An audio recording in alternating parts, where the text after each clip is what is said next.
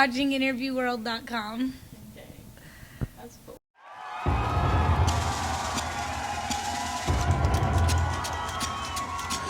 was ship shake, town around. I used to live down, Trucker Town. I was the baddest around, but it was 15 years since I heard of the sound. So the Dandy Warhols have always been they always had a reputation as a fun band. And it seems like you guys have a lot of fun creating your material. What do you do to keep the fun coming over the years? You just gotta have a sense of humor about stuff, and if things are kind of awkward or frustrating, it's better to find the funny side to it, to keep people in a good mood. I mean, I think it's just our personalities. We're dedicated to it staying fun, so we're always looking for the funny aspects. I read that you guys bought a quarter of a city block in Portland, and you switched it into this big recording studio / party house / describe what that is exactly for people out there. It's everything. It's the happiest place on earth for musicians. It was an old machine shop, and one half of it still is open. And so there's a stage, and there's these big fake Roman columns and murals of dunes, sand dunes and sky going across. There's a human-sized chessboard, stained cement. It's really cool. And then there's like a massive curtain. The other side is like basketball hoops and motorcycles and bicycles and heavy bags and just all this kind of extra stuff. And then the other half is divided into rooms where we've got, what do they call it? The good times of the 70s or something. We've got some room where there's the TV and the couches. And there's the control room where we do all our recording and mixing. Some mixing we've started doing in there. The Moroccan dining room, the stainless steel kitchen. There's the Psych, the Seamless, where we can do videos and photo shoots. We've got the 2 offices where we've got our manager and his assistant. And we've got the editing bay for videos, and the merchandise is run out of there as well.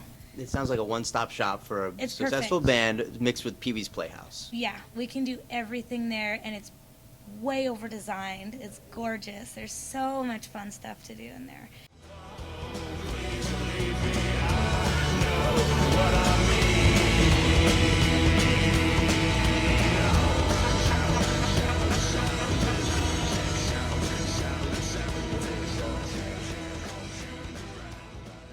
So, if at this point you've compiled a big catalog of videos and singles, if there's like a young person out there who's never heard of the Dandy Warhols and you wanted to give them a crash course, just kind of take them through the history, where would you start, and what kind of highlights would you go over?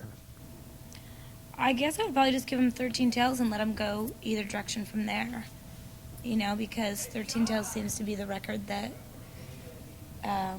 is a lot of people's favorites, and it's definitely got a little bit of all of our sound on there. I don't know. Yeah, I guess start with 13 Tales, and then they can see the videos that we did with that, and then just work backwards and forwards, I guess is what I would do. Okay.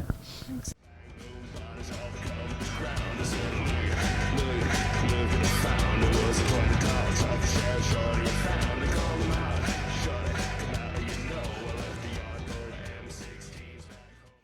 So the rule is on tour buses, no number 2, right? You can't poop on a tour bus. Right. And sometimes, you kind of just, I have to go now, and you're barreling down the highway. Where are you going to stop? And so the rule is it no cussing? It's the internet. Can you say it? You can cuss? Okay, it's shit in a bag. That's what you're supposed to do. You're supposed to put a garbage bag in the toilet.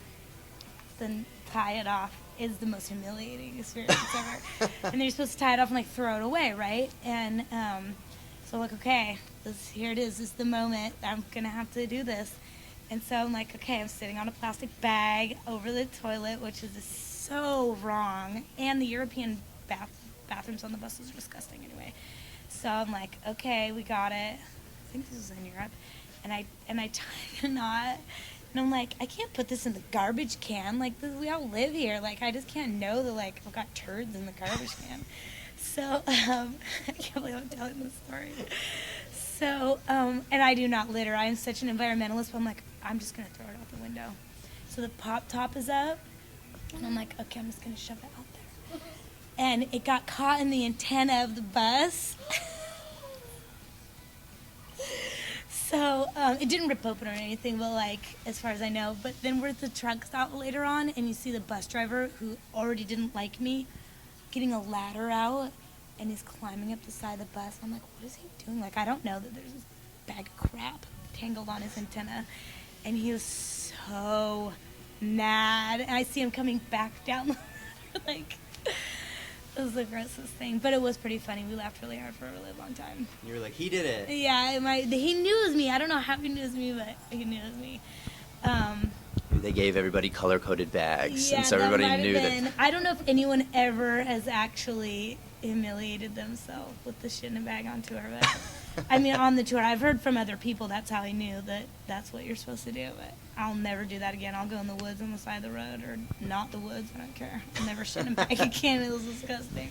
I think I'm going to wrap it up. So thank you for joining us on InnerviewWorld.com. You're and, welcome. Do you want to have her sign out or say bye to everybody? Bye. All right, bye.